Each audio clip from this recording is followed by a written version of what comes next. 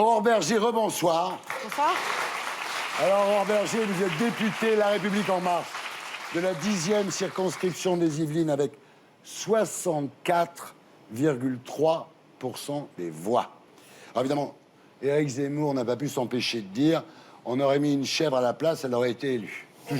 Toujours très élégant. Toujours très élégant, surtout Toujours avec les très femmes. élégant. Voilà, peut-être que chèvre berger, mais je sais pas, non. Vous savez, c'est une chèvre qui a allaité Jupiter. Voilà, alors déjà. Ah, mais oui. Voilà. C'est un maltais? Donc Galatée, non? Non, Amalthée. Amalthée, bravo Laurent. Oui, 1 oui. pour toi, 0 pour moi. C'est pas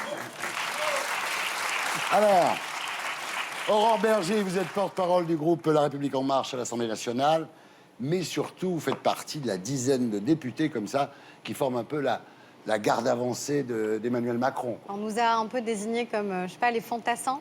On va Ouais, dire ça c'est comme bien. ça. Mais oui, on est, en tout cas, on se désigne parce qu'on a formé un groupe, tout simplement, on a envie que ça marche. Bah oui, Et je ça pense marche qu'on pas n'est pas mal. les seuls à avoir envie que ça fonctionne dans ce pays. Le 11 février, vous avez pris la coprésidence du groupe d'études cinéma et production audiovisuelle à l'Assemblée nationale. On va en parler tout à l'heure. Mais là, on reste dans les compliments. Hein. Gabriel Attal, donc, de votre groupe, a dit de vous « Sa combativité m'impressionne. Elle n'a peur ni d'enfiler les gants, ni de prendre des coups. C'est l'une des rares capables d'aller chez Bourdin. » Alors ça, aller chez Bourdin, apparemment... Tant qu'il n'y a pas sa femme, ça va. Non, mais c'est vrai que Bourdin a l'habitude des Warriors avec sa femme. Vous savez que C'est une grande journaliste. Anne Niva est reporter De de guerre, guerre. de guerre. Reporter de guerre. Dites, Non, mais c'est une très grande reporter De guerre, de guerre. de guerre. dites bien reporter Et- de guerre. Hein. Ouais, faut le dire parce qu'après on a des Parce que emmerdes. nous, pense ici, qu'on on, n'est pas- on on avait n'est pas oublié si de le nombreux. dire. Ouais, ouais. Non, Honnêtement, dites je bien pense qu'on serait reporter pas de si guerre. nombreux à avoir le courage d'aller là où elle est allée et de reporter Tout à fait, ce elle est qu'elle a très permis de respectable, reporter. mais voilà, elle est reporter de guerre. De guerre. Je l'ai dit. Non, c'est bien, mais on check, on va... Ici la voix, Oui. rectification, Anne Niva est reporter de guerre. Merci. Oui, très bien, merci. Merci de la précision, parce que des fois, on oublie. Alors, Castaner a dit aussi beaucoup de bien de vous. Enfin, il vous aime bien, Castaner. Il a dit que vous étiez une warrior. On travaille ensemble. Ouais, c'est ouais, mon très patron, bien. c'est le patron du Ouais, parti, c'est le du boss, ouais, mouvement tout à La fait. République En Ouais. Marche. Donc, Alors évidemment, vous êtes ambitieuse. Alors maintenant, est-ce qu'il faut reprocher aux gens d'être ambitieux? Moi, je crois pas, mais en 2009, dans un journal qui s'appelle In Vodka Veritas, qui est le journal de Sciences Po, que vous avez bien connu, effectivement, il était écrit « Si l'ambition est une divinité tutélaire de Sciences Po, Aurore Berger est son prophète. » Mais c'est bien. L'ambition, ça s'assume. Tout dépend ce qu'on en fait, en fait. Tout dépend Tout à quoi fait, elle mais je ne vais sert, pas vous reprocher l'ambition. d'être ambitieuse personnellement. Mais c'est vrai que politiquement, votre ambition vous a mené quand même à des fidélités successives. Si vous avez bossé avec Fillon, avec Sarkozy, ensuite avec Juppé, vous avez un parcours de juge d'instruction, en fait. Alors, quand vous avez quitté Fillon pour Macron il y a 1 an, on vous a accusé d'être une girouette. Je fais qu'un seul geste, je retourne ma veste, toujours du bon côté. Et il y a 2 solutions. Soit on suit aveuglément des gens parce que on s'inscrit dans leurs pas à eux. Et dans ces cas-là, malheureusement, on suit aussi des chemins qui sont parfois un peu tortueux parce que le Nicolas Sarkozy de 2007 n'est pas le Nicolas Sarkozy candidat à la primaire en 2017. Non. Le Laurent Wauquiez, quand il commence sa vie politique auprès de Jacques Barrot... Et de en sœur ayant Emmanuel. auprès de sœur Emmanuel, exactement. Voilà, je crois Voilà. qu'elle ne s'en est jamais vraiment souvenue, d'ailleurs. Ah ouais. Ce n'est pas le Laurent Wauquiez qu'on a encore entendu il y a quelques jours et qui dézingue tout le monde. Donc soit on suit aveuglément des gens, soit à un moment on suit des convictions qu'on a et c'est pour ça que c'est mieux de faire de la politique. Et du coup, on travaille avec des gens qui incarnent ça. Et moi, j'ai refusé de faire la campagne de François Fillon après la primaire. J'avais fait la campagne d'Alain Juppé pendant 2 ans. C'est quelqu'un que j'admire profondément, qui a une intelligence inouïe. Il n'a pas gagné, malheureusement. Et je ne me voyais pas faire la campagne de Fillon Ouais. avant les affaires. Non, Ça mais à correspondait pas à mes à cause idées. de sens commun À et cause de tout sens ça, commun, on est à cause de d'accord. ce qu'il avait Ouais. dit sur les droits des femmes. C'est quand même dingue qu'en 2017, on ait pu se dire que l'IVG, que l'avortement, devenait un débat. Ça, c'est scandaleux. Tout a été dit, mais c'est comme la peine de Oui, bien mort. sûr. Comment peut-on imaginer revenir sur Et des choses comme après ça Simone enfin. Veil, bien sûr, elle a raison. Alors, espérons simplement que Macron ne sera pas victime de la malédiction de la veuve noire.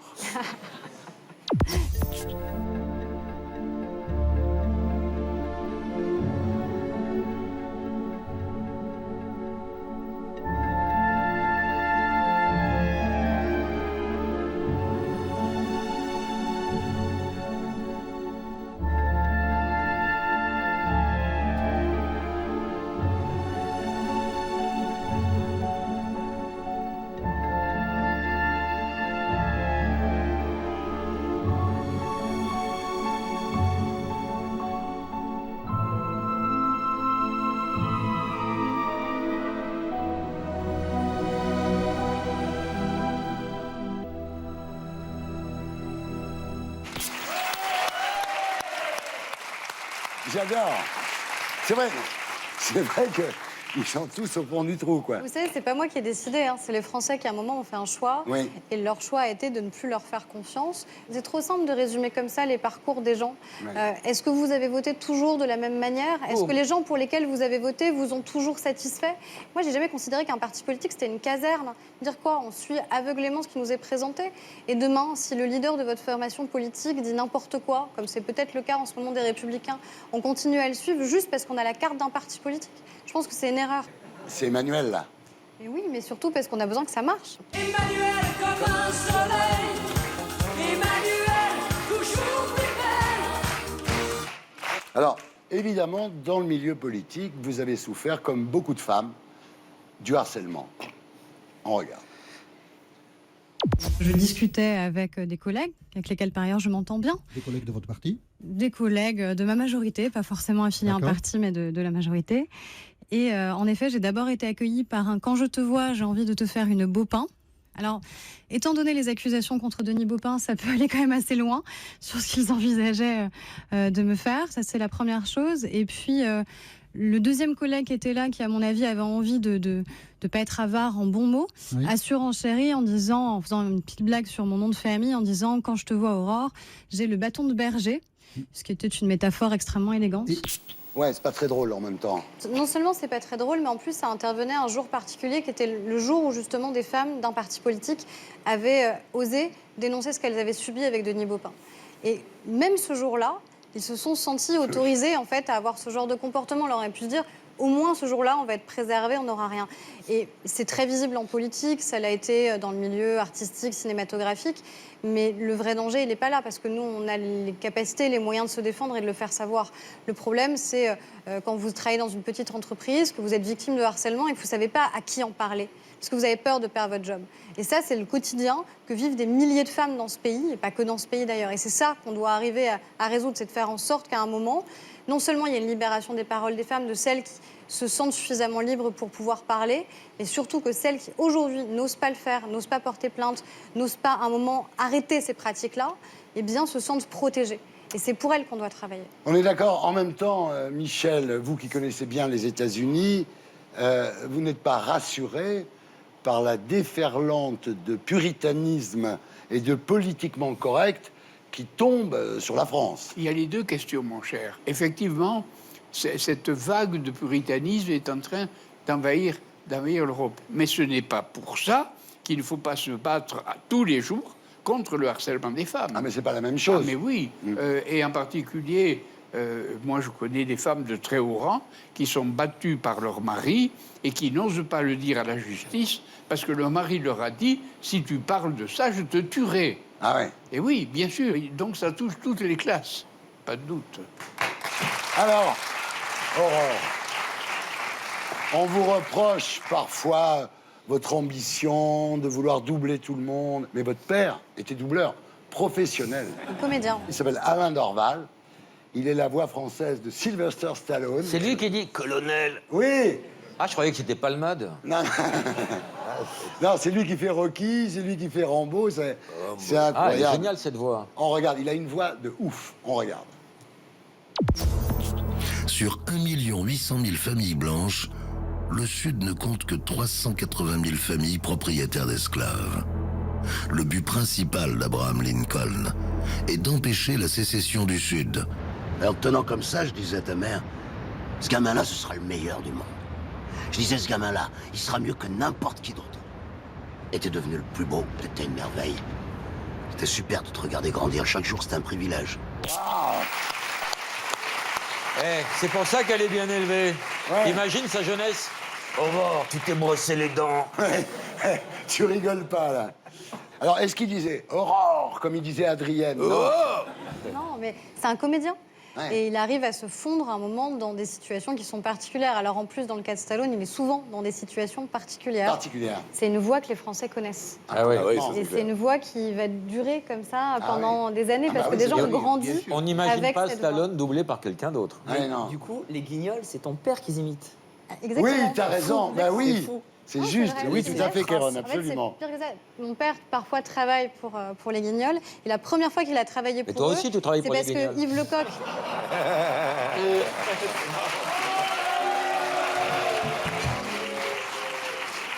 C'est pas méchant, ce n'est pas C'est méchant. un job familial, en fait. sur les Guignols. En fait, la première fois que mon père a travaillé pour les Guignols, c'est parce qu'Yves Lecoq était malade. Et donc, ils lui ont demandé de venir. Et il devait imiter Yves en train de l'imiter. Ah ouais, pour d'accord. faire Sylvestre. Votre maman aussi, double. Ouais, Toute elle est la comédienne, famille elle est- Sur le périph'. Toute la famille double. Alors, votre maman, elle double Brooke Logan Forrester de Amour, Gloire et Beauté, quand même. Tu vois. Magnifique. C'est quand même que des classiques. Et alors, vos parents se sont rencontrés dans un doublage. Ouais. C'était pour un film de pub pour Vigor. Et c'était Vigor, la puissance industrielle au service de Bruxelles. Et après, il a fait Sol Carlus. Et ils se sont jamais quittés. Et ouais. Grâce à Vigor, leur amour a été vigoureux, voilà. Oh, ça, c'est bien.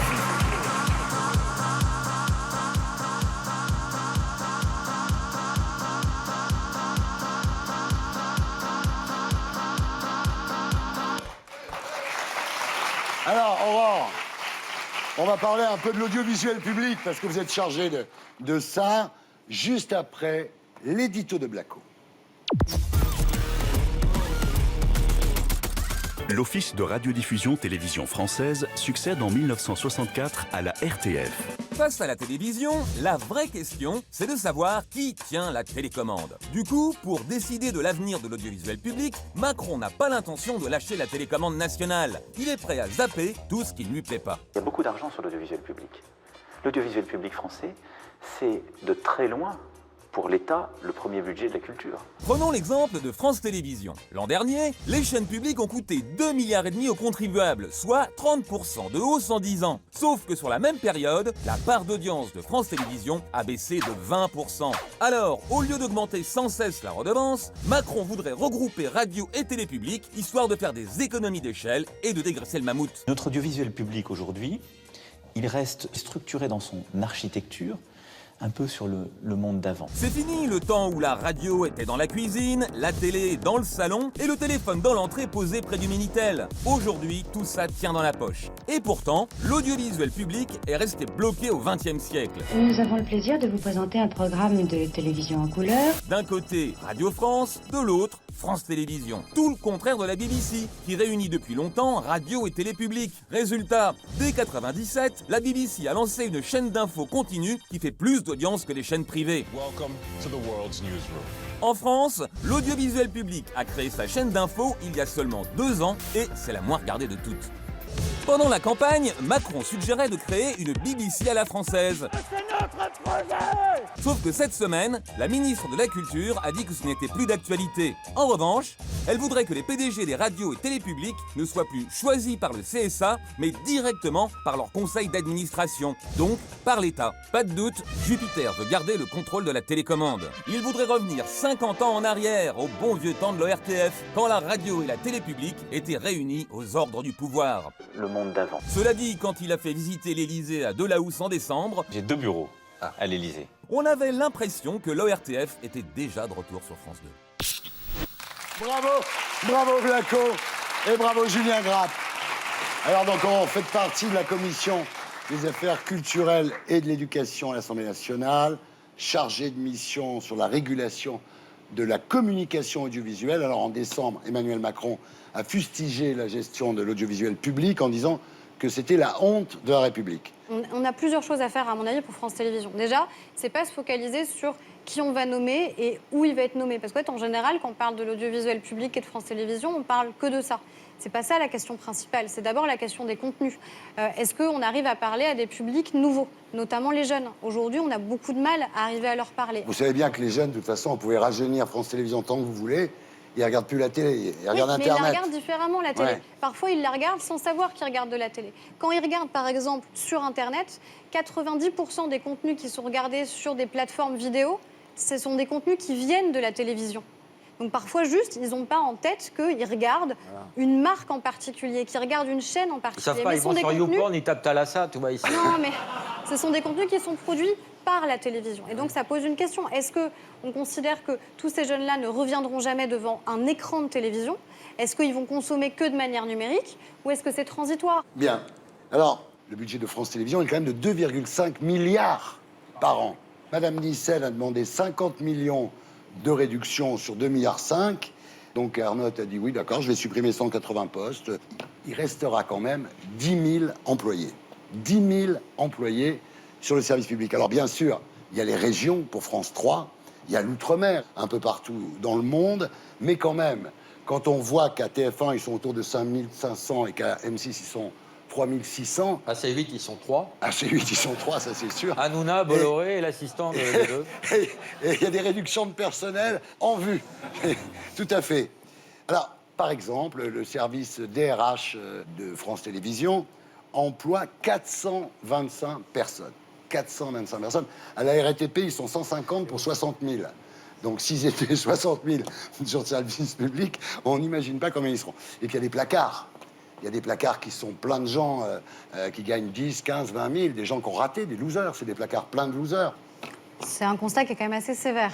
Je suis pas sûre que je ferais exactement le même. Dites-moi ce qui est Mais faux déjà dans aussi ce... parce Dites-moi ce qui est faux dans ce constat. Mais déjà, il y a une responsabilité de l'État. C'est-à-dire que l'État ne peut pas dire d'un côté, on vous demande de vous moderniser, et en même temps, on ne change pas vos règles du jeu. Il y a des cahiers des charges, par exemple, pour France Télévisions, qui sont extrêmement lourds. Et il y a des choses, par exemple, qui méritent qu'on puisse se poser des questions. Un exemple sur France 3. Aujourd'hui, France 3, c'est pas une chaîne régionale. C'est une chaîne nationale avec des décrochages régionaux. Ce qui fait qu'il y a en gros 2 heures d'antenne régionale par jour seulement. Mais ça, c'est inscrit dans le cahier des charges que l'État a fait. Donc, à un moment, est-ce que l'État change la règle du jeu ou pas? Ça, on a une responsabilité. Aujourd'hui, France Télévisions n'est pas propriétaire de ses contenus. Un exemple, là aussi sur France 3, c'est très emblématique, c'est Plus belle la vie. Ça a coûté des millions d'euros. Ça a été un bel investissement, ça fonctionne bien. Mais du jour au lendemain, l'année prochaine, le producteur peut décider d'aller ailleurs. Et dans ces cas-là, France Télévisions perd tout l'investissement réalisé. Mais ça veut dire l'argent des Français qui aura été investi. C'était mal négocié, vous voulez dire que le jour où ils ont signé le contrat avec le producteur... C'est qu'ils n'ont pas le droit. Ils n'ont pas le droit d'être propriétaires de leur contenu. Donc ça veut dire que France Télévisions n'a pas d'actifs. C'est un feuilleton qui fonctionne. C'est un feuilleton qui fonctionne bien. C'est un feuilleton qui... Vous nous direz ce qu'il a de service public, après on en parlera après. Eh bien, écoutez, moi je vois par exemple dans ce feuilleton parfois des sujets qui sont abordés sur la question de l'avortement, sur la question des addictions pour les jeunes, sur la question des violences faites aux femmes. Il y a eu beaucoup de sujets comme ça qui sont abordés. Et ça aussi, ça peut être des missions de service public que dans de la fiction, on diffuse des messages qui sont des messages aussi extrêmement positifs. Mais le message passerait peut-être mieux si c'était bien joué. Et ça, c'est un jugement de valeur que vous avez, mais qu'ont pas les Français, parce que les Français regardent. Alors, le financement, bon, il y a la redevance, voilà, tout le monde paye, c'est pas un problème. Plus de pub après 20h. Alors, quand Sarkozy a décidé ça un jour où il savait pas quoi dire en conférence de presse, tout le monde a... Mais c'est vrai, tout le monde a dit oui, pourquoi pas. Sauf que les programmes n'ont pas changé et c'est toujours la course à l'audience. Donc, je vois pas l'intérêt de supprimer la pub, puisque de toute façon, tous les matins, on se dit, est-ce que c'est TF1 qui a gagné ou est-ce que c'est France 2 ? Donc ça sert à rien d'avoir supprimé la pub. Peut-être qu'on évalue mal aussi. Peut-être qu'on se pose uniquement la question de l'audience et combien on a fait de parts de marché. On n'est plus la ménagère, mais sur la femme qui réalise les courses, etc., les achats. Responsable des achats. Responsable des achats, voilà, ça a changé. Est-ce que c'est ça qu'on doit évaluer ou est-ce que c'est la qualité des programmes qu'on doit évaluer? Voilà, donc là pour le moment... Et ça existe. On a des indicateurs qui existent de qualité, mais qui ne sont jamais vraiment divulgués parce qu'au final, ce qui est uniquement divulgué le matin à 9h, c'est en effet les parts d'audience qui ont été faites et sur quelles cibles elles ont été réalisées. Et je pense que le service public doit pouvoir aller au-delà de ça. Mais je reste persuadée, et c'est là où je suis moins critique que vous, aujourd'hui on a des programmes qui existent sur le service public qui n'existeraient pas ailleurs, sur des programmes d'investigation, sur des programmes d'information, sur des programmes de prévention, sur de l'accès à la culture, au théâtre. Et il ne faut pas, à un moment, avoir une vision aussi trop parisienne. Oui, évidemment, il y a beaucoup plus de gens qui sont sur le numérique. Mais aujourd'hui, on a un tiers des Français dont la seule porte d'entrée, souvent sur la culture, c'est via la télévision. Je ne suis pas anti-service public. La preuve, c'est que j'ai passé 20 ans de ma vie. Donc, si vous voulez, je ne suis pas du tout contre le service public. Simplement, je pense... qu'on était mal payé. Je pense que la télé... C'est pas vrai. Je pense que la télévision publique devrait avoir une valeur d'usage culturelle. La télévision publique devrait être l'école du peuple. Moi, j'ai été élevé par l'ORTF, et je peux vous dire, j'étais bien élevé. Donc, aujourd'hui, est-ce que le service public fait ce travail? Ils disent, oui, on va faire de la culture, on va mettre les chorégies d'Orange à 20h30 le 16 août. Et là, ils ont l'impression qu'ils ont fait leur BA culturel de l'année. Sauf que ça fait 3% de part de marché et que effectivement, ils disent, vous voyez bien qu'on ne peut pas faire de la culture sur le service public, puisque quand on le fait, ça fait 3%. Non, est-ce que vous ne croyez pas tout simplement que l'objectif du service public, ça doit être de spectaculariser la culture, c'est-à-dire de mettre de la culture un peu partout, c'est-à-dire dans les jeux, dans les variétés, partout. C'est-à-dire que chaque émission du service public est un supplément d'âme culturel. Est-ce que vous ne croyez pas que finalement, ça serait ça l'ambition du service public? Il y a cette mission-là, il y a aussi l'émission de l'éducation. Moi, ça, j'y crois beaucoup. On parle beaucoup des fake news, etc., le fait que les Français sont de plus en plus perméables aux thèses complotistes. Ça, c'est une mission de service public. Éduquer à l'information. C'est quoi l'information? Plutôt que la rumeur, plutôt que tous les sites qu'on voit justement et qui ne vérifient pas l'information, où ce ne sont pas des journalistes qui éditent ce qui est publié. Donc oui, il y a une mission de culture, évidemment. Il y a une mission de divertissement. Et on peut avoir des divertissements qui sont différents aussi. Mais c'est ce que je vous dis. Vous l'avez fait pendant de nombreuses années. C'était aussi du divertissement et de l'accès à l'information. Oui, on arrivait à... Parce qu'on n'attrape pas les mouches avec du vinaigre. Donc il faut faire des émissions qui soient attrayantes. Et une fois que les gens sont là, on peut leur vendre de la culture. Mais afficher de la culture brute de décoffrage... On peut faire les deux. Ouais, mais et comme il y a une carence sur le service public, du coup, c'est Hanouna qui s'est emparé de la culture. Vous avez du boulot, là, avec le service public de la télévision, hein? Vous avez du boulot. La 2, mon prix dans le jeu. La 3, la 4, je zappe et je marque. La 5, la 6, en sont les comptes. Beaucoup